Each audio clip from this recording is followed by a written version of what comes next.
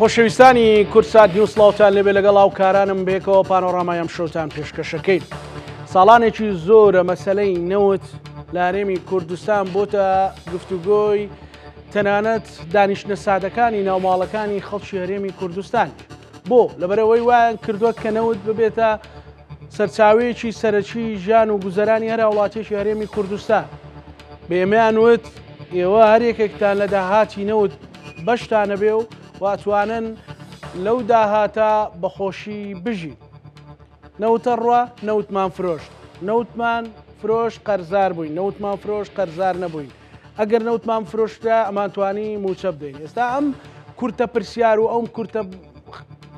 ڕستە خەبەریانە کە بەردەوام لە ناو خەڵکی هەرێمی کوردستان دێت. ئێستا بابەتەکە تەحویل بە بۆ شوێنێکی دیکە. عراقڵێ نەوتەکەم دێ ئەوان ئەڵێن نەوتەکەت نادەین.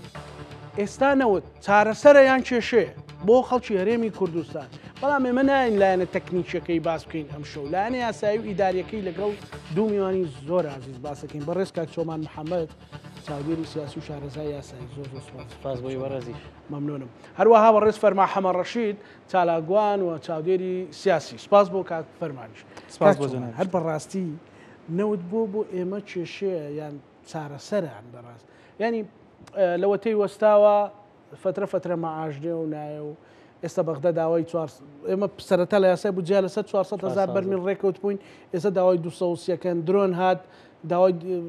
80شەکەن 90ەکەن ئەڵێ نایدێن. ینی نازانم ئەم سەرڕوونهێنیە چێ لەو باڵێت هەیە. طبعا سەرەتا بەناوی خوا سوپاس بۆ کورساتی ئەزیز وەکەمیشە و خۆشحاڵم ڕێز و حورمەتم بۆ میوانی بەڕێز. مەوزوعی نەوت یەکێکە لە عایقە گەورەکان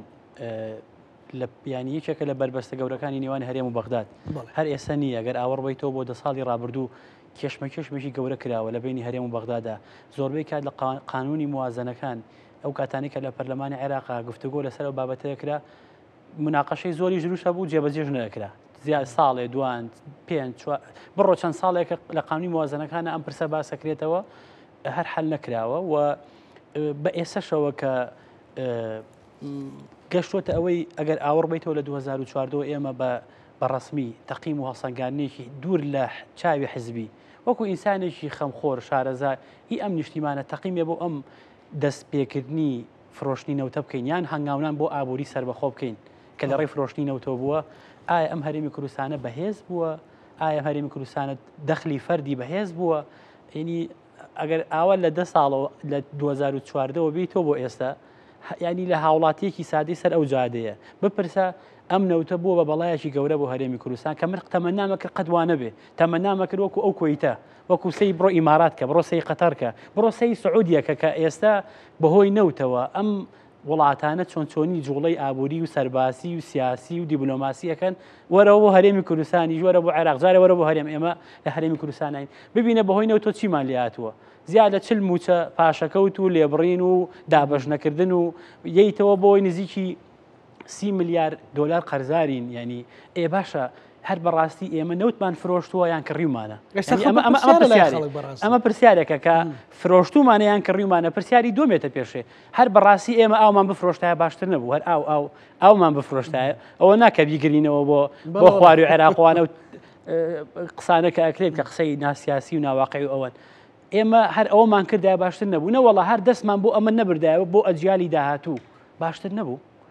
ئەو هەنگاوەی کەندرا بۆ مۆزوعی ئەوەی کە تۆ دەست باسی سربەخۆی ئابووری بکەیت و ئابووری سربەخۆ کە هەرێمە خەیتە سەر نەخشەی وزەی جیانی. باشە دەرئەنجامەکەی بەکوێ گەشت؟ دەرئەنجامەکەی بە مایەپوجبوون گەشت کە لە ڕووی ئابووریەوە مایەپوجبوونی قاسەی گشتی خەزانەی گشتی بوو کە حکوومەت قەرزار بوو، مایەپوجبوونی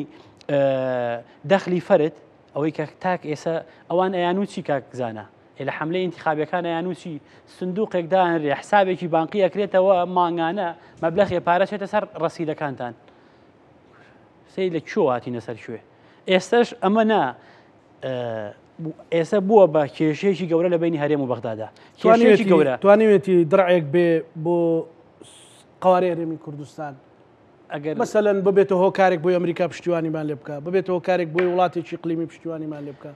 خۆی مەوزوعی نەوت و غاز زۆر جارەوە تێکەڵەکە بێگومان نەوت هۆکارێکە بۆ بێگومان مەوزوعی نەوت و غاز ئەگەر لە چوارچێوەیەکا بێت تۆ بەهانە نەی بەدەستەوە پێچەوانی دەستور نەبێ پێچەوانی ئاراستە نێودەوڵەتیەکان نەبێ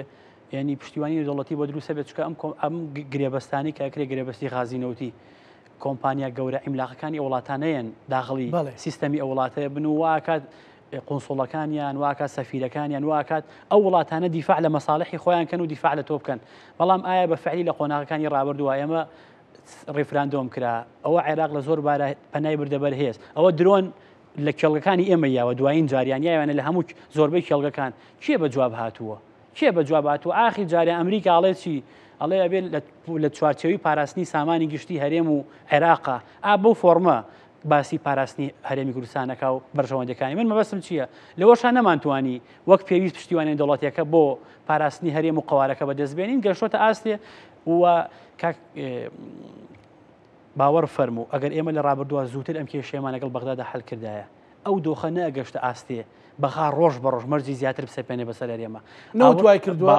بەشێکی نەوتە بەشێکی نەوتە ئەگەر بڕۆ بۆ ڕابردوو ئێمە ئەم قسانەکەین دیفاع لەو عێراق و شتە ناکەین هەمیشە بڵێن عێراق چێتیەکەن و چاوساغیان بەڵام ئاوەڕوەرە بۆ قانونی موازنەکانی ڕابردوو لە قۆناغێکە بەغداد ڕازی بۆ ڕۆژانە 50,000 بەرمیلی بیتێکە گزانە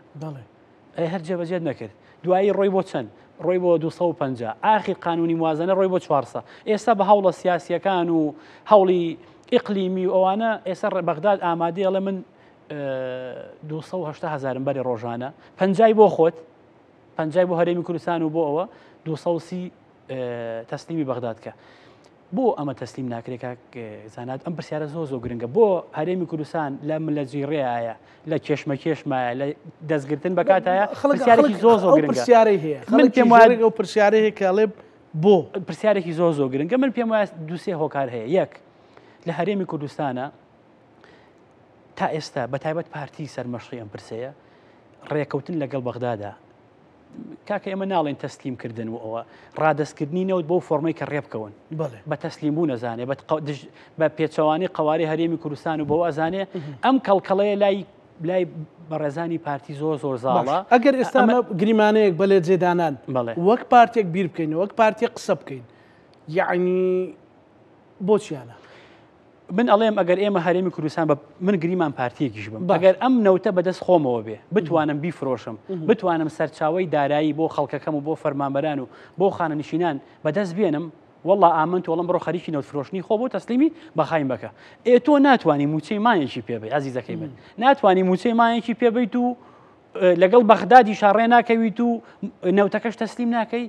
ئەمە مەهزەلێ ئەمە تێڕوانینێکە تا ئێستا زاڵ لایەن پارتیەوە خاڵی دووەم ئەو گرێبەستانی کە کراوە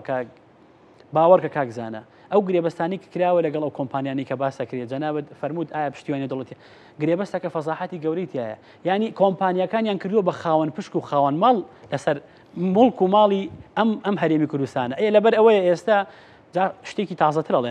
ئەڵێن ئەوە حکومەتی هەرێم و بەغا ڕێکەوتون لەسەر مەوزوعی نەوت قۆناغی باشی بڕیوە بەس کۆمپانیا ئەجنەبیەکان ماوە کۆمپانیەکانی نەوت ماوە خۆی کێشە گەورەکە مەوزوعی کۆمپانیا نەوتەکانە یعنی بەس بۆ نەوتەکەی کۆمپانیەکان نێنەوتی بەپێی قانون بەپێی و گرێبەستانی کە کردویانە ئەوە من لە خۆمان و قسە ناقین کاکزانە ئەم گرێبەستانە گرێبەستی هاوبەشێتین گرێبەستی شەراکەتن گرێبەستێکن ینی بۆەوە نییە بێگومان گرێبەستی شەراکەتن خاوەن پشکن لەسەر فرۆشتنی نەوتەکە من اختصاصی بواری نەوتم نییە بەڵام ئەوەندەی لە گۆشەنیگا قانونیەکان و سەیرم کردووە ئەمانە جۆری گرێبەستەکانیان گرێبەستی هاوبەشێتیە هەر لەبەر ئەوەیە ئەم جاڵێن چیڵێن وڵای قۆناغی باشی بڕیەوە مەلەفی نەوت بەڵام بەس کۆمپانیا ئەجنەبیەکان ماوە کۆمپانیا ئەجنەبیەکان ئەڵێ ئەو 16 دلاری کە دیاری کراو لە قانونی موازنە چۆنی ئەمەی تێزەمانەت مەوێ 2 ملیارێکم لای حکوومەتی هەرێمی کوردستانە ئەم ملیارە چی ئەم ماتەوە چۆن ئەم درێتەوە کەی ئەم درێتەوە وەڵامەکەی ناڕوونە یعنی وەکو وا بچینەوە حەلەقەی سەرەتا بە مۆزوعی نەوت و هەر هیواکە بەخشنەوەڵێنەوەڵا ئەوە ئێمە قۆناغی باشمان بڕیوە حکوومەتی هەرێم ڕازیە و حکوومەتی بەخا ڕازیە هیچ نەکراوە ئەمەکەی ڕازی بوون ئەمەکە نەنەوتێک بۆریەک بەرمیلێک نەوت تەسلیمی بەغداد کراوە نە کۆمپانیا ئەجنەبیەکانیش ڕازی بوون و هەر لەبەر ئەوەشە ئەم دوو خاڵە ئەساسیە و خاڵی سێمیش بۆ نەوت تەسلیم ناکرێ ئەو شێوازی فرۆشتنی نەوتەی کە ئێستا هەیە لە ڕێی تەنکەرەوەیە لە ڕێی ئەوەیە جا هەندێک خەڵکیش هەندێک کار بەدەستی بە ڕێزانی پارتی وانش ئەڵێن کاکە تخوا مەڵێن قاچاخۆیە ئێمە با دڵیان عاجز نەبێ ناڵێن قاچاخە کە وڵای یاسایی نییە لەبەرەوەی لە دەرەوەی ڕقابەی ئاسمانی و زەمینی و پەرلەمانیە. زۆر قەزم لە چییە؟ ینی فەسادەتێکی گەورەی هێناوە بۆ تەلەڤیزیۆنەکەنەوە کورە خەڵکی پێکڕن کورە هێزی تایبەتیانە بێ ئەم پارە مفتە کورە باخیرەی پێکڕن کورە تیارەی تایبەتی پێکردن ئەم پارە سوودەی هەیە بەس بۆ لەو جانبی مالیە گەورە زەبەلاحانەوەیە کە لە ڕێنەوتەوە کرێت ئەو سێ هۆکارەیە وای کردووە خاڵی چوارەمیش باسەکرێت ئاڕاستەی ئیقلیمی تورکیا لەم نێوەندا و گرێبەستەکانی و باسی تورکیا ئەوانەشەکرێت کە گرێبەستی لە ڕابردووە 50 ساڵی هەبوو ئەوانە ئەم چوار هۆکارە وای کردووە بە ئاسانی نەتوانین بگەینە حەلە لەگەڵ حکوومەتی عێراق. زۆر باشە. کاک فەرمان بۆ چوونی بەڕێزت ئایا نەوت بۆ بە چارەسەر بۆ مای خۆشگوزەرانی بۆ خەڵکی هەرێمی کوردستان یان بۆ مای کێشە و کۆویستە بەردەوام ئێمە لە ناو کێشەکانیین ینی هۆکاریەوەی کە چاویان بە ئێمە هەڵنایەکەنەوە دەرهێنین وڵاتانی دەوروبەر و تەنانەت عراقیش نوێ ئەوەشمان نەمێنێ ئەو چەکەمان لێ بستێنن یار خۆمان نەمانزانی و بەکاری بێنین. سەرەتا سپاس بۆ ئەم دەرفەتە سپاسبارەت بە نەوت بۆ هەندێک وڵات بۆتە نیعمەت بەڵام بۆ هەندێکی کەش بۆتە بەڵا. طبعا ئەمڕۆ نەوت ئەتوانی بڵێن چارەسەرێکی بنەڕەتی نییە بۆ هەموو بابەتەکان بەڵام چارەسەرێکی ئەگەر کاتیش بێ بۆ بابەتی دارایی ئەمڕۆ حکوومەتی هەرێمی کوردستان نەوتی هەیە ئەم نەوتە ڕادەست ناکە و ناشتوانێ بیفرۆشێ و یاسا نێودەوڵەتی و قلیمەکانی ڕێبەوە نادەن کە ئێمە بتوانین نەوت هەناردی دەرەوە بکەین. ئێستا ئێمە بەغدا اتفاقی کراوە اتفاقێکی سیاسی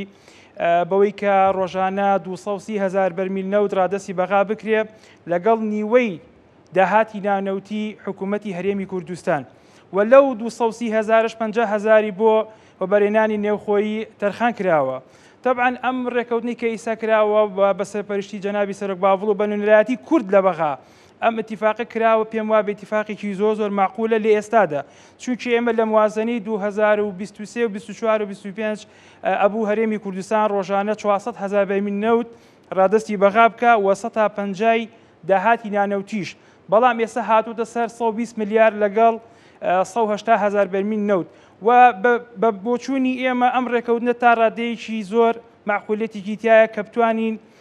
موچەخۆرانی خۆمان لەم تەنگەشێ ڕزگارکەین کە من دەرفەت نەبێت دەرگایەک نەبێت نەوتەکەمی لێ بفرۆشم و بیکەمەوە بە پارە و بیکەم بە موچە بۆ ئەو خەڵکە ناچاری ئێمە بگەڕێنە بۆ ئۆتیفاقی کە هەیە ئێستا لە بەغدا نەوت ڕادەستی بەغا بکرێت تا زووە تاوەکو ئەم دۆخەی پێ چارەسەر بکرێت. ئێمە ئەتوانین بە شێوەیەکی گشتی بڵین هەتاوەکو پێکەێنانی حکوومەتی نوێی عێراق دوای هەڵبژاردن ئەتوانین ئەم اتیفاقە لەسەری بڕۆین و ئەمەش وەکارێکە بووی کە بتوانین موچەی مانگەکانی داهاتوو دابینکەین بۆ مۆزەفەکانی هەرێمی کوردستان. پاشانیش ئەومان لەبیر نەچێ حکوومەتی هەرێمی کوردستان لەم دۆخی ئێستایە هیچ دەرفەتێکی نییە ئیلا ڕادەستکردنی نەوت و داهاتی نانەوتی. پێت وایە کاک فەرمان ئێمە نایزانین یان حکوومەتی هەرێم دەرفەتێکی دیکەی هەیە یان دەرچەیەکی دیکەی هەیە کە بتوانێت لە ڕێگەیەوە هەم نەوت بفرۆشێ یان ساغی کاتەوە یان لایەنێکی لە پشتە ینی ڕەنگە نهێنیەکە بێ ئێمە نەیزانی پێت وایە ئەمە نهێنیەکەی بەڕاستی ئەوەی کاک چۆمان وتی. زۆر باشە ئەگەر دەرفەتێک هەیە وەڵاهی دەستیان خۆش بێ بانوتەکە بفرۆشن و بیکەن بە موچۆ بیان بەو خەڵکە بەڵام ئەوەی کە ئێمە بینین و لە ئەرزی واقع ئاشتی وابوونی نییە نەخێر. باشە ئێوە بەڕێزت دەرسخست کە کادریەکی نیشتیمانی کوردستانی گومانی تێدانە باشە یەکێتی لەو مەلەفە ئەوێت چۆن مامەڵی پێوە بکرێ کاک فەرمان. طبعا یەکێتی نیشتیمانی کوردستان ئەزانێ خەڵک موچەخۆران بێپارەن بێوەزعن تووڕێی خەڵکیش گەشتۆتە ڕادەیە کە ئیتر چیتر قبول ناکرێ. یەکێتی نیشتیمانی کوردستان پێی باشە لەم دۆخی ئێستا بەو ئیتیفاقی سیاسی کە کراوە بە سەرپەرشتی سەرۆک باڤڵ و بەنوێنەرایەتی کورد لە بەغا با بڵێن بە عامی کورد جێبەجێ بۆ ئەوەی بتوانین بژێوی خەڵک دابینکەیت کاتە تۆ ڕۆکەیتە بازار ڕۆکەیتە هەر شوێنێک خەڵک نیگەرانە خەڵک بێ موچەیە و ئەوەشی کە موچە خۆر نییە هەر ئیحتیمادی لەسەر موچە لەسەر ئەو پارەیە کە داخڵی بازارە بێتەوە. باشە کەواتە ڕێگە چارەی گونجا و ڕێگە چارەسەر چییە کاک فەرمان؟ طبعا باشی ڕێگە چارە وەک گوتم پێویستە کات لە زووترین کاتە نەوت هەناردە بکرێتەوە و لەم ڕۆژانەش گوێم لە بەڕێز جێگری سەرۆکی حکوومەتی هەرێمی کوردستانیش بوو بەڕێزیشان فەرمووی کە تاکە چارەسەر لەم دۆخی ئێستا ڕادەستکردنی نەوتە ڕادەستکردنی نەوتیش بەمانای ڕادەستکردنی هەرێمی کوردستان نایە ئێمە نەوت تەسلیمەکەی نەوت ڕادەستەکەی نەوەکو هەرێمی کوردستان ڕادەستکەی ئەگەر خەڵکێک پێی وابێ بیرکردنەوەی وابێ ئێمە بە ڕادەستکردنی نەوت هەرێمی کوردستانمان تەسلیم کردووە وەڵاهی ئەوە هەڵەیەکی گەورەیە. باش کاک چۆمان ینی ئێستا بۆ بە نوکتەیەک بۆ بە ینی مەتەڵ نەک نوکتە بەڕاستی ینی مەتەڵێکە نازانین چۆنی ئەو مۆزوع ئێستا باسی تورکیات کرد ئەمڕۆ قسەیەک هەبوو کە تورکیا ڕێگرە یان یەک دوو مەقالەم خوێندەوە لەن خەڵکی کاجیمیۆنەوە حزبی کە تورکیا ڕێگرە لەوەی کە ئەو ڕێکەوتنە ئەنجام بدرێەوە تەنانەت باز دەکرد کە بە گەورە بەرپرسانیش هاتوونە سەرخت شتی لەو بابەتە ئەبێت ینی لەکوێوە دیسان ئەو بابەتە دێتەوە بەرژەوەندی خەڵکی کوردستان. بێگومان من ئەو خاڵی چوارەمی کە باسم کرد هەندێک لە وڵاتانی ئیقلیمی و لە زڵمی شانە تورکیا ئایا عەرقەلەیە تێڕوانینی چییە بۆ ئەم پرسە لەبەرەوەی لە ڕابردووە تورکیا گرێبەستی 50 ساڵی هەبوو لەگەڵ بەناو حکوومەتی هەرێمە بۆ مۆزۆی فرۆشتنی نەوت و ئەو نەوتەشی کە ینی یەکێک لە داکە ڕێگەی ساختکردنەوەی نەوتی هەرێمی کوردستان بە فۆرمە قانونیەکەی بەندەری جیهانی تورکیا بووە کە ئەمە بۆ عراقیش بێگومان بۆ عێراقیش کە ئەمە تورکیاش هێنێتە سەرخەست بۆ پاراستنی مەساڵحەکانی بۆ پاراستنی چکە ئەومان لایەن دەچێت ئێستا گەمەیەکی نێودەوڵەتی ئابووری زۆر گەورە لە ناوچەکە گوزارێت ئەمریکا چۆنی ئێوە پەلوپۆی اقتصادی ئێران لە منتیقەیە بخات چۆن ئەتوانێت سەرچاوی وزەی عێراق لە ئێران دەرکا چۆن ینی کۆمەڵی جوڵی ئابووری گەورە هەیە تورکیاش بە حەقی خۆی ئەزانێ بە تێڕوانینی خۆیەوە بێنێت سەرخەت بۆ پاراستنی مەساڵحی خۆی هەر لەبەر ئەوەیە ئەمە لە فەگرێدراوە بە دۆخە ئیقلیمی و دەوڵەتیەکەشەوە لەسەر مەبنای ئەوە بووە کە دوورنی ئەو تورکیاش بێنێتە سەرخەت و خۆت فەرموو ئێستا بنکۆڵکاری ڕۆژنامەوانیت کردووە لەسەر ئەو بابەتە ئەمە لەوانەیە بێ لە گرفتەکان بەڵام هەر بە فعلی پرسیارێکی ڕۆنتر و وازەحتر بۆ خەڵک ئێمە قسەکەی نێتە پێشەوە ئێوە چاوەڕێی چین ئەم نەوت و ڕێکەوتنە جێبەجێ ناکەن ئەم قسەیەم بۆک عێراقی ئەوانە ناڵین ڕێکەوتنیە کراوە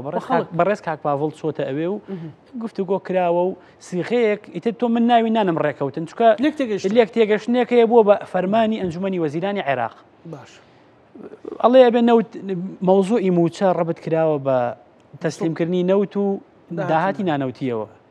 ینی ئەم بابەتە ڕەبت کراوە کە ڕەبت کراوە چاوەڕێی چیت ئەو حتا لەو پرۆژە پێشنیارەشی کە مسودەی کە حکوومەتی هەرێمیش ناردوێتی هەر ئەو ڕەبتە هەیە نەوت موچە بنێرێت ئەمان ئیلتیزاماتی نانەوتی و نەوتی خۆیان تەسلیمە بەخاکەن سحری ئەمە ینی بۆ نمونە لە مۆزوعی ئەو نەوتەکە باسی ئەو گرفتە گەورانەمان کرد بۆی هەیە تاکەی ئەم ئیدامە بە مۆزعایەن چاوەڕێکن دۆخی عێراق تێک چێ و چاوەڕێکن نزیکە بینەوە لە ئینتیخابات و سەدر خۆپیشاندانەکە و کورە نەوەڵا قانونی حەشری شعبی تەیە پەڕێ و دۆخی عێراق تێکە چێ و وڵای تورکیا هاتۆتە سەرخەت ئەو گرێ بەسەی لەگەڵ عێراق هەیە بۆی مانگ 27 مانگی 6 2026 ینی قەزدم لە چییە ئەم خەیاڵدانە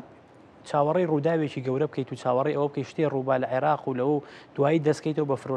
فرۆشتنی نەوتەوە ئێمە باسی ئێستا دەکەین بەدیلەکان چییە باشە تو ئێستا من بەسم دەم خۆش بیزەبەت ینی کە تۆ ئێستا ئاڵێ زەمانەتی حەقی فەرمانبەران و مافی فەرمانبەران کە بەڕێ هەر ڕێگەیەکە دوایی لکولی حادیث حدیث دۆخی ئیقلیمی و نێودەوڵەتی هاتە هەر ڕووداویەک هاتە پێشەوە تو ئەتوانی مامەڵەکەی فەلەبەر ئەوە ناکرێت ئەو خەیاڵدانش باسەکرێت کە چاوەڕێی شتێکن و چاوەڕێی وەزعەکەن و ئەوە تۆ هیچ چارێکت نییە ئەگەر حکوومەتەکەی من ئەبێ وا بڵین سیساواشی لاتۆ ڕاستێکە شەڵین هەرەبێ پاکانە ئۆش بینەوە حکوومەتەکەی من ئەرەوەڵا حکوومەتەکەی من حکوومەتی حزبی ناڵێم ئامادەی تایە توانای هەیە موچەی خەڵکەکەی خۆی بە فەرمانبەران و خانەنشینان بە وەڵڵی نەپی ئەو بەغایی ئەوە نیە ئابۆ فۆرمەداوای هیچی لێ بکرێ ئەمە با خەڵک بە ئێمە نەڵێ ئاوا بەڵام ئێستا کورت و مختصر بەڕێز کاک چۆمان تۆ ئەتەوێ بڵێ ئێوە خۆتان ئێمەتان بردوتەوە بەردەمی ڕەحمەتی بەغدا دەم خۆش جارێ ناو دوان نا دەجار ڕێکەوتنتان لەگەڵ بەغا کردووە هەر ئەڵێن پارەکانتان لای بەخایە موچەکانتان لای بەخایە ڕێکەکەون لەگەڵ یانە ئەڵێن زمانەتی دوان زمانی 2025 مان کردووە کورە خۆتانە چن حکومت لەگەڵ بەغا تەشکیلەکەن خۆتانە چن داوای خۆتانە چن معاشیان لێ وەرەگرن کورە خۆتان بە تەوتین وەرەگرن کورە خۆتان داوای سەفیر و قونسوڵ و نوێنەرانی حکومەتی عێراقەکەن لە دەرەوە هەزار شتی ترەکەن کورە سەفقاتی تیجاری لە شارەکانەکەن وەزگیرەکانی وەستایشی حکومەتی عێراقەکە هیچ ناڵێن ئێمە ناڵێن عێراق چێتی ئەو قەیناوە بۆ خۆتان ئێمە بەشێکی لەو عێراقە بەسەر چاو ئێمە ئەڵێن ئەگەر تواناتان نییە ئێوە بەدیلەکە عێراقیش ناچین خەڵکانێکی یەکجار زۆرەیە بەغدادیشی هەر نەبینیوە ئەوانەی کە قسە ئەکەنەوە ئێمەمانان بەغدادمان بینیەوە بۆی بزانانی ئەم بەغدادە چییە چۆن مامەڵەکە بەڵام ئێمە ئەم قوارەی کە هەرێمی کوردستان ئەم دەسەڵات و قوارەیە بەرهەمی ئەو هەموو قوربانیدان و کیمیاباران و ئەنفال و ئەوەیە ئێمە نامانێ ئێمە لە دەستچێ کورە ئەوە بەو فعل و بەو بێباکی و خەمساردی ئەو بەڕێزانەیە ئەیانەوێ ئەم هەرێمە لە دەستچێ خەڵکێک داوای ڕێکەوتن لەگەڵ بەغاکە خەڵک داوای موچەکە ئەڵێ ڕێکەوتنێک کردووە پرۆژێ بەجێیکە تۆ ئەی بێی بەرەوشتی تر ینی هیچ هەڵ ناگرێ ئەوە نەوتەکە وای لێ هاو مەوزوعی داهاتی نانەوتی ئەمەش گرفتی گەورەی بۆ دروست بۆ کاک زانە گرفتی گەورەی بۆ دروست بۆ دوو تێڕوانین جیاوازەیە بەغا جای سەرڕەبتیەکەن بەچیەوە کاک زانە ئەڵەن چی وەڵا بەغداد داوای هینمان لێکە پارەی حانوت و پارەی ڕسوماتی دەلاک و ئەها سەرتاشخانە ئەوانە ڕەبتێکەنەوە بۆ وەڵەن بەغا خەریکە قوتمانەیە هەر بەڕاستی داوای پارەی حانوت و پارەی سەرتاشخانەکان وانی ئەمە ینی یان بەڕاستی ینی منتیقیتە ئەمە ئەزانی کاک زانە ئەم بابەتە ئەمە لە ڕووی یاسایەوە مەسەلەن بەڕێز ئەگەر فرسەتێ بێ زۆر بەڕوونی باسێکین ئێمە قانونێکمانی قانونی ئیداری مالی لە بەغدادەوە دەرچووە لە ڕابردووە مادەی 29 کە باسی پارەی محافەزەکانەکە بەداخەوە هەرێمی شێوک و محافەزە داناوە لەو قانونەیە لەو مادەی 29 باشە حکوومەتی هەرێمی کوردستان چەندێک و قانون دەرچوە بۆ تانی لێنیاوە بە عەدەم دەستوریەتی لە محکەمەی ئیتیحادی لەویا باسی ئەوە کات چۆن پارە گەڕێتەوە بۆ ناوەند و ئەوانە باسی لە ساڵ 50 ڕسومات و زەڕائیبی ئیتیحادیەکە باسی ئەوە کات هەندێک پارە هەیە ناگەڕێتەوە بە بەغا بۆ نمونە پارەی کارەبا و پارەی ڕسوماتی ئاوی ئەوانە ینی من مەبەسم یەک شتە مەبەسم ئەوەیە کاک زانە هەندێک کاتەوە بۆ دەغدغەی عەقڵی ئەو خەڵکەیە هاڵێن ئەوە داوای ئەوەمان لێکەوە بەغا ئاوامان لێکەوەکە ئەینا ینی وەزارەتی دارایی عێراق پێوتون پارەی مەبەستی ڕێگە بازەکە بێ باجی ئەوەی لەسەر بێگومان باسی ئەو ڕسوماتەکە ڕسومات کاکزانە ئەلفوبەی قانونەوەی ڕسومات ئەو باسی ڕسوماتی تۆمارکردنی ناوی ئەوەیە بە تەنزێناوی تەبعان وەکو تەنز وەکو چیش باسێکن کاکزانە وەکو چی بۆ ئەوەیە بڵێن چی وێنەیە دروستکەن بڵێن ئاها بەغا داوای چیمان لێکە ئێمە هەرێمێکین سەر بەو لە سیستەمی فیدراالیە کاکزانە سێ ڕێگە هەیە بۆ دابشکردنی دەسەڵاتگەرەگر داواش بکات ڕسوماتەش بکە کاک چۆمان حقێکی یاساییە من هەمووی هەندێک ڕسومات و هەندێک زەڕایی بوو هەندێک بابەت هەیە قانونەکە ئەڵێ بێ بگەڕێنەوە بۆ بەغداد ئەی ئەمان بۆ ڕازینەڵن گومرگەکانە گەڕێنینەوە بۆ ڕسوماتی هینەگەڕێنینەوە فیدراالی ئەم دەستورەی ئێمە لە دەستوری هەموو دنیاشە هەرێمی فیدرال بە سێ ڕێگە دەسەڵاتە دارایەکان دابەشەکە لەگەڵ مرکزە یان ئەوەیە سەلاحەتی سەرپشک بە تەواوەتی ئەڵێ هەرێمەکان تۆ خۆتان چی هاتە دەستان چیە بوو بۆ خۆتان سەرفیکەن و ئەوە ئەەکەین هەندێکیانەیە ئەڵێ هەمووی ئەگەڕێنەوە بۆ مرکز دوایی دابەشەکەن بۆنە لە هەندستان بۆ نمونە لە کەنەدا سیستەمە فیدراالەکە بۆ چەشنەی ئەڵێ هینیەکەین ینی دابشکاری لە بینی هەردوو لا هەیە ینی تۆ هەندێکت لایە و من هەندێک سەلاحەتم لایە بەڵام ئەوەی ئێمە هەرێمێکی فیدراالی لە قانونی لە دەستوری هەمیشەی عێراقا سەلاحەتەکان دیاری کراوەی کە ڕسمی سیاسی مالی عایدی مرکزە بەڵام ئەو ڕسومات و سەڕایی بۆینەی کە لە مادەی 29 هاتووە حکوومەت هەرێم زۆر قەڵسە بۆ مادەی 29 عێراقیش قورجی هەرێمی گرتووە بۆ مادەی 29 قانونی دارایی مالیە بەڵام ئەوی داوایە کە خۆ ئەوە نیە بڵێم شتێک بێت حتمما بنەمایەکی قانونی هەیە خۆی تەفسیرەکان هەندێک کات هەڵیتایە ینی هەندێک ڕسومات و زەڕایی بوو ئەوە هەیە لە قانونە نابێ بگەڕێتەوە بۆ نە ڕسوماتی دایرە ئاویەکان دایرە کارەباکان ئەوەی کە خۆی ئەژێنێ ئەڵێ ممەوەل زاتی خۆی ئەژێنێ ئەمەڵێ ناپێویست ناکە بگەڕێتەوە بەڵام ئەمەشی کە هەرێم لەژێر پاساوی ئەوەی کە عێراق داوای هەموو شتمان لێکا و هەمووی قوتەیە ئەم ناشەفافی و ئەم بە هەدەردان و ئەم ناڕوونەی لە داهاتی ناوخۆ نانەوتیا هەیە ئەمەش خوا قوبوڵی ناکە کاکزانە یعنی تۆ ئێستا ئامادەی بۆ مانگی 5-620 میلیارد بنێری بۆ بەغا بۆ داهاتی نانەوتی 4 مانگی سەرەدا 50 میلیارد نردووە ساڵی ڕابردوو 7 مانگ نردوتە 70 میلیارد بۆ 80 میلیارد نردووە ئەم ڕقەمە یاریکردن بەم ڕقەمانە دەریەخا ینی هیچ نەک ناشەفافە کەس باوەڕی بەم ڕقەمانە نییە هەر ڕۆژە و ڕقەمێک و گۆترەکاریەک و ئەوە ئەڵێ ئێجامە بەسم چییە ئەمەش دیسانەوە ئابە فۆرمە دەخدەخەدانی عقلی ئەو خەڵکەوە بۆ ئیدامەدانە بە ناشەفافێت و بە بردننی داهاتی نانەوتی و ئەو داهاتە نانەوتیە نە پەرلەمان ئاگای لێتی نە بە شێوەیەکی قانونی و نە بە ئوسوڵی کۆکرێتەوە خۆ ئێستا ئێمە شەڵێن کاڵە کاکەم پێویست نابێم قسێ بکەن ئەمە عێراقچێتی ئەوەکە داهاتی خۆت کۆکەرەوە و ئێستا شەڵێنەوە ئەگەر بە داهاتی ناوخۆ داهاتی نانەوتی و بە نەوتەکەت ئەتوانی خۆت بژێنی و دۆخە ئیقلیمی و دەوڵەتەکە لەبارە هەر مەگەڕێرەوە بۆ بەخە ئێکە وەسائلت لە بەردەسانیە تۆ پێویستی لە تۆخەکەی واشمان کردووە شوین وتمان عراقچین ماڵمان نەبا بەخۆ کاکە عێراقچێتی ئەوان دایانێنە کاکزانە وەڵڵا من لە دەیان بەرنامە من بەسم لێرە کاکزانە ئەم مەفهومە تعریفەی عێراقچێتی و ئەمە جاشە و ئەمە ڕێنیشاندەری ئەوەیە وەڵڵا ئەوان دایانهێنا ئەو بە ڕێزانە دایانێنە جەناب تو منیش و هەموو ئەو خەڵکی لەم کوردستانە کەس حەق بەخۆی نایە بڵێ ئەمە جاشە کەس حەق بەخۆی نایم تۆمەتە با بە خەڵکی تری بەوانیش بەوانی کە ئەو تۆمەتە من بۆیە بەردەوام ئەم بابەتە دووبارەکەم و عیبە ئیتر ئەمە بەکارمێنن ئێوە لە ژێر پاساوی ئەم جاشە و ئەم خۆفرۆش و ئەم خاینەوە ئەم ئەوەیە ئەمە ئێوە مەرامی تر جێبەجێکەن لە ژێر ناوی فشە قەومی و لە ژێر ناوی دەوڵەت و ئاڵا ئەوانە بە مەساڵحی حزبی خۆتان نەپارێزن بە زۆر باشە کاک فەرمان ینی بەڕاستی ئێستا قسەیەکێ زۆزوو هەندێک بەمەبەستیش ئەینووسن ئەڵێن تا بەغدا بەتەما 3 مانگ جارێک ینی تاوانەکە ئەخەنە سۆی بەغدا بە 3 مانگ جارێک موچەیە گەنێرێ بەتەما تامان 11 موچەیەکی تر بنێرێ ینی بەڕاستی ئەمانە حەلن بەڕاستی ئەمانە قسەی ئەوەن کە بیکەی بیریشی لێ بکەیەوە لە بەرامبەر میلەتێکی وەهامان دوودا سەبارەت بە پرسیاری جەنابەت ئێمە هەموو ئەم کێشانی کە دروست بوون لە غیابی یاسای نەوت و غازە ئەگەر هات و یاسای نەوت و غازمان هەبوایە لە عێراقا طبعا تا ئێستەش بۆ معلوماتی جەنابەت حکوومەتی ئیتیحادی کار بە یاسای 69 ساڵی 1986ەکە لە کاتێکە ئەو سەردەما حکوومەتی عێراق حکوومەتیشی جمهوری بووە نەک پەرلەمانی بووە لە کاتێکا بووە کە هەرێم نەبوو فیدرالیەت هەر نەبووە بۆیە ئەو یاسایە لە ئێستادا کارپێکردنی کێشەیەکی گەورەی دروست کردووە سەبارەت بە مەسەلەی سێموچە باش ئێمە بەخاکەواڵێ باش ئێمە بە ئەوەی کە هەیە ئەوان داوایان کردووە لەو بڕەنەوتی کە داوا کراوە لەگەڵ ئەو داهاتە نانەوتی با ئێمە ڕادەسیکەینە مانگە بزانین حکوومەتی ئیتیحادی هەڵوێستی چییە بێ لەسەر ئەم بابەتە بەڵام ئەمانەوەی کە هەیە هەمووی قسەی هەندێک ئەم لا ئەولای ئەگەرنا حکوومەتی ئیتیحادی بەوازحی ئەڵێ بەڕە سوودانی منە ڕۆژانەی گوێم لێ بوو ئەڵێ بابەتی موچە پەیوەست کراوە بە ڕادستکردنی نەوتەوە زۆر بەوازحی ئێڵێ یعنی ئەم وەکو قانونی وەکو شارەزای یاسا ئەم قسەیە بە هەند وەرئەگرین ئەڵێ پەیوەستە بە ڕادستکردنی نەوت وەک بەڕێزیشان فەرمی مەسەلەی لەو تێک تێگەشتنی کە هەیە لە نێوان هەرێمی کوردستان وی کە بەڕێز سەرۆکێشێتی ئەنجامی داوە لەو ڕژنووسەشە نووسرا کە ئەبێ ئێمە نەوت ڕادەستکەین و ئەبێ داهاتی نانەوتی ڕادەستکەین و هەموو لایەکش کۆک بوون لەسەری دەی فەرمو دەستی میکەن با بزانین حکوومەتی ئیتیحادی چۆن ئەتوانێت موچە ننێرێ ئەگەنینە ئەو هیچ مەترسیێکی قانونی هیچ مەترسیێکی نەتەوەی نیشتیمانی ئەبینی کە مەسەلەن نەوت ڕادەست بکرێ بەڕێز کاک فەرمان قوربانجان لە ڕووی یاساییەوە زۆر یاساییە ئێمە مادەی 112 دەستوری عێراق زۆر بە وازحی ئەمە ڕووی کردوتەوانەیە ئەڵێ بەڕێوەبردننی نەوت و چێلگە نەوتیەکان و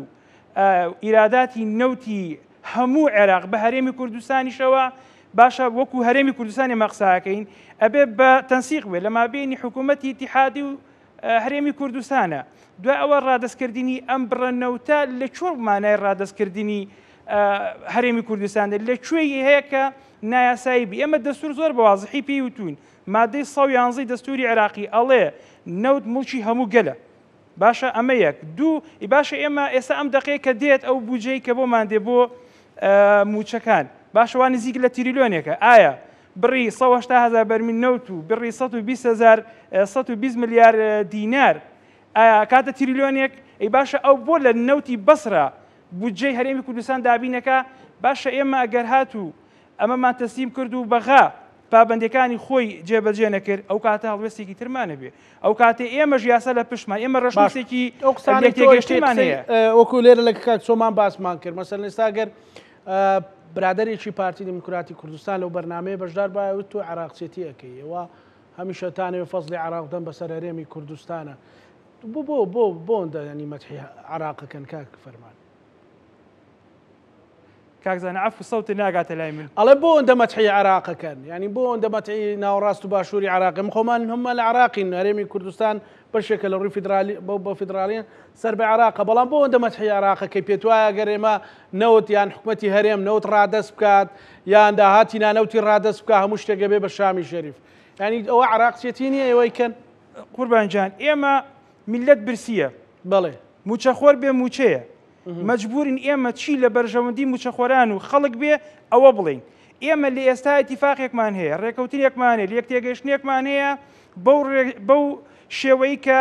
بڵاو کراوەتەوان لە ڕاگەیاندنەکان ئێمە پابەندیداریەکانی خۆمان و ڕادەستکردنی بڕی نەوت تەسلیمی بەغاکەین ئەوان مولزەمن بەوەی قانونیە لەبەرەوەی ئەمە بڕیاری پێدەرچووە لە ئەنجومەنی وەزیرانی حکوومەتی ئیتیحادی بە بڕیار ئەمە ڕێکخراوەتەوە لەبەرەوە ئەکرێ ناکرێت بە هیچ شێوەیەک عێراق پابەند نەبێت بە ناردنی موچەوە ئەگەر هات و ئێمە ئەو بڕەنەوتە و ئەو داهاتە نانەوتیانەمان کە تەسلیم کرد ئەو بتواننی نێرە شتیوان نییە باشە کاک فەرمان پێت وایە گەر هات و حکوومەتی هەرێمی کوردستان ئەو نەوتەی ینی لەبەردەستیەتی ڕادەستی کرد و داهاتی نانەوتیشی ڕادەست کرد بەڵام حکوومەتی عراقی موچەی نەنارد خەڵکی هەرێمی کوردستان بە هەموو ڕەنگەکانەوە یەک دەنگ و یەک هەڵوێستە بێ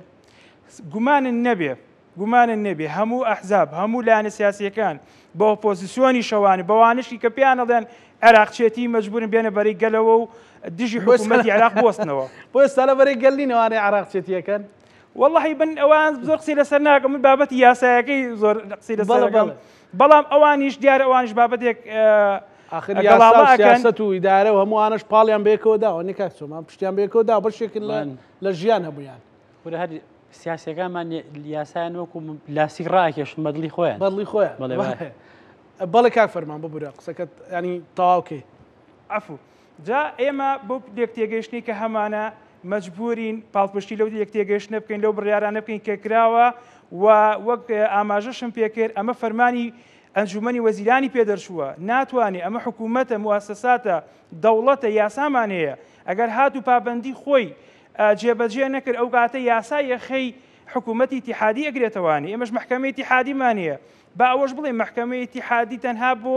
دژی هەرێم دروست نەکراوە محکەمەی ئیتیحادی بۆ ئەو بابەتانی کە داقانونی و نایاسایی ڕوەدەن ئێستا من بەیانی ئەگەر بێت و حکوومەتی عێراق پابەندی خۆی دەرنەبرەوە ئێمە وەکو یاسەناسە ئامادەین چین سکاڵاتەوە مارکەنە سەر حکوومەتی ئیتیحادی لە محکەمەی فیدرالی بۆیە ئەم شتە تۆزە قورسە لە حکوومەتی عێراقا ڕووبە بەڵام ئەگەر ڕوویدا ئەوە بێتە هۆی باشە ئێستا قسەیەکی ترەکرێت لە میدیا ئەڵێن وەکوی لە کاک چۆمان مناقەشەمان کرد ئەڵێ بەغدا داوای پارەی سەر تاشخانەکان و پارەی غەسلەکان و پارەی شوێی تریشە کاک چۆمان نازانم هینیش حانوتی مەکتەبەکان و خۆ مەکتەبەر نەکراوەتەوە ئەوە ماوەی خۆیان خۆپشاندانیان کرد بۆ فەقیران ئەڵێن مەکتەب نەبوو ئەو ڕسوماتی داومانە بە تەربیە جا ئەوە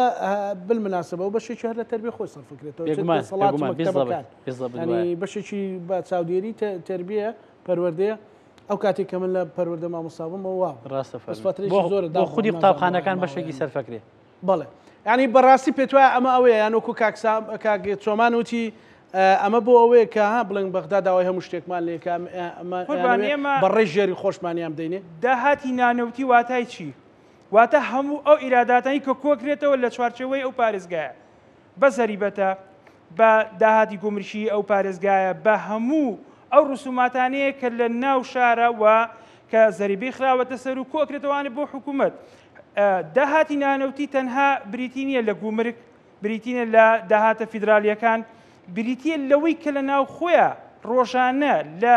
زەرائیب و لەو دام و دەستگانی دەوڵەت کە پابند کراون بە وەرگرتنی ڕسومات لەو شوێنانی کە جەنابەت ئاماژەت پێکرد ئەویش دەچێتە چوارچێوەی هەر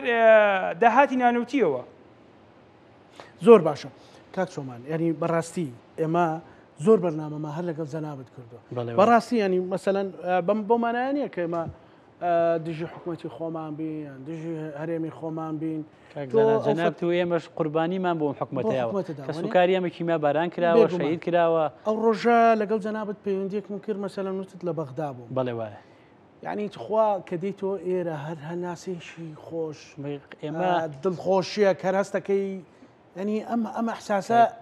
ڕۆحیەت هەیە کاک زاناجان کەس لە خۆمامە دڵسۆستر بۆ ئەم نیشتیمان نازانی دەیان فرسەت بۆ من هاتۆتە پێشەوە بچم لە دەرەوە بخوێن و بژیم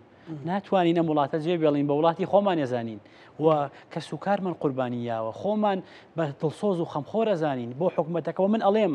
ئێستا بۆ من لە مۆزوعی تەشکیلکردنی حکوومەت ئاڵم یەکێتی و پارتیت کاتان لەکەین زوو بە زوو حکوومەت تەشکیلکەن سەمامی پاراستنی ئەم هەرێمە حکوومەتەکەیەتی دەسەڵاتەکانی ئەم زیادە خەڵک بەسەر ئێمەمانان و جەنات و خەڵکانەیکە ینی بۆیە وا دەرنەکەوێت ئێمە بەڕاستی ئەچیتەوە بەغداد ئەیتەوە زانی فەرمانبەری ئێمە چەند دڵسۆزە ئەو گەندەڵی کە لەوێ هەیە لە دەوائیرەکان و لە شوێنەکان و ئەوانە ینی ئێمە بە قابلە حکوومەتی خۆمان و مؤسسەی خۆمان خۆش نەوێ بەڵام شتێک هەیە لەوەیە کە لە بەغاوە پەرلەمانت هەیە و حکوومەتت هەیە قانونەکانە هەیە ئەوەی لە دەرەوەی هی ناڵێم نەوت ئەفرۆشتی ئەزانی ینی قەزم لەوەیە ئەو باوا دەرنەکەوێت ئێمە حکوومەتی خۆمان و شوێنی خۆمان و ئەوی خۆمان خۆش ناوێت بەڵێ ئەم هەرێمی کوردستانە ئەگەر لە دەستێکی ئەمی نابێ والله لە سویسرا و لە زۆر شوێنی تر خۆشترە و سەرچاوی یعنی خۆ بگریمانەوەی کە جەناب بفەرموو 4 ڕۆژی ترەوە نەوت نەما غازیێتە پێشێ ئەی غاز نەما ئەم هەموو کشت و کاڵ و زەراعەت و بڵین کارگە و ئەوە خۆ تۆ ناکری هەر چاو لەسەر ناوتەکە 4 فەصل ئەو فترێ مەسەلەن و سەختترین سەرمامان بینی و سەختترین گەرماشمان بینیوە لە زۆر وڵاتانەوە نێنی قەزم لەوەیە ئەگەر ئیدارەیەکی حەکیمی عاقڵی خوێنەواری دڵسۆزی خەمخۆر با بە ئێمە نەڵێن دڵسۆز بۆ میلەت و بۆ خاکەکەی طبعاً بۆ بێ ئەم نیشتیمانە بەهشتی سەر زەوینەوە ئێمە بۆ هەموو معانەتەشەوە بەشێکی لێی و ئەمانێ بیپارێزین و ئەم مجادلێ باوا نەکەوێتەوە بەڵێ بەسەر چاو تۆ لەگەڵ بەغدادا بەهانەی بەغا ببڕە من ئەزانم لە زۆر بارە لەم بەرنامەی جەناب توی لە زۆر شوێنی تران قسەیەمان کردووە بەغداد لە زۆر بارە بەهانە ئەگرێ و من ئەشزانم بۆ بەدبەختی ئەم جارەی هەرێمی کوردستان دۆخە ئێستا ئەو سەرۆکی وەزیرانی کە ململانی و کێشەی هەیە لەگەڵ عێراق لەگەڵ هەرێمە لە مۆزوعی نەوتە خۆی لە ناو شیعەکانیش خراوەتە قافەوە بێگومان کاندید و لیستی هەیە بۆ انتخاباتی 11 دۆخێکیش لە عێراقا هەیە کوام هێزەی کوام پەرلەمانتارەی دژی هەرێم و کورد قسە بکە شعبێتی زیاد من تێگەم لەوە ڕاستی خۆشمانەوەمان دروست نەکرد بێگومانە خۆمان دروستمان من پێ دەڵێم بەهانەمان ناوە بەدەستەوە ئێمەش زۆر دژی ئەوان قساکەین وایسا تو بۆ نمونە کە تۆ شتێک ناڵێ ئەڵێ کاکە تۆ بووی بە چاوساغی ئەوان بەڵام کە لە کاتێکە ئەمەندە لە هەندێک حاڵەتە ئیهانە ئەەکەن بە عێراق ئیهانە ئەەکەن بەو لوتکەی عەرەبی کە بۆ نمونە لوتکەی عەرەبی کرا لە بەغداد دوای ئەو ساڵ لە لوتکەی عەرەبی لە عێراق کرێ ئەمە ئینجازە بۆ عێراق ئارامی تایە وەزعەکە وایە من بەس شانوباڵی عێراق هەڵنایە بەڵام ئەو تۆ بینی لە تەلەڤیزیۆنەکەیەوە لە شوێنەکەیەوە گاڵتەی پێەکە ئیهانەیەکەی سوکایەتی پێک ئەویش ئەوە کات واز لە شتەکانی تر بێنە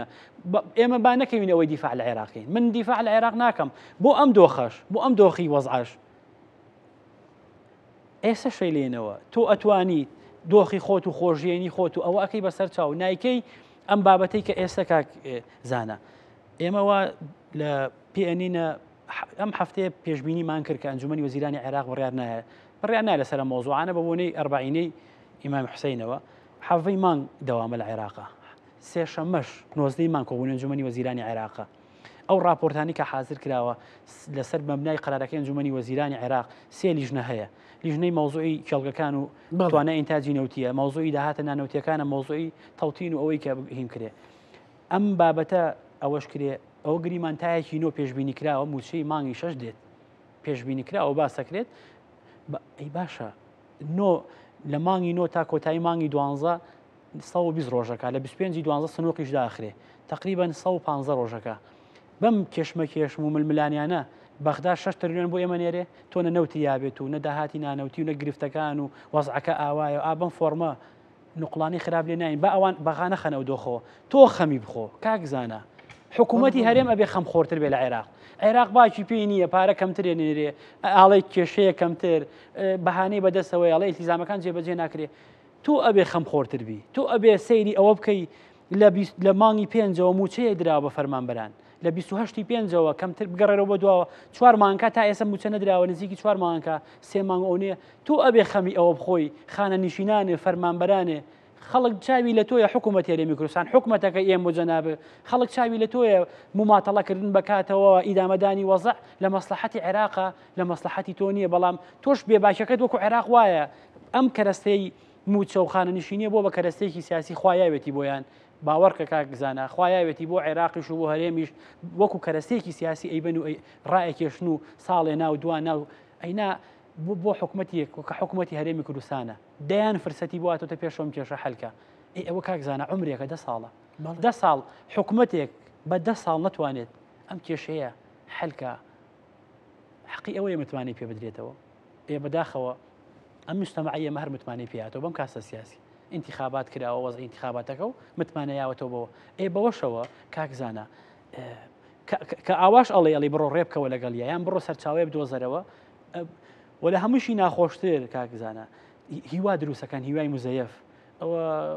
سەردان کرا بۆ ئەمریکا و ئەوە لەگەڵ وەفدێک لێوا هیم بوو ئەوە لیژنەیەک ڕۆی بوو ئەوێ